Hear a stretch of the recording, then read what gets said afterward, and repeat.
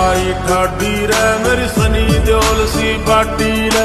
दूध दही का चस्का से एक पीला हाथ की काटी रे पीला हाथ की काटी रे ओ बनाई ठाडी रे मेरी सनी देओल सी बाटी रे दूध दही का चस्का से एक पीला हाथ की काटी रे शान कसूती बैठक में आओ के खाट की शान कसूती बैठक में आओ के खाट की चौधर पूरी जात की से चौधर पूरी जात चौधर पूरी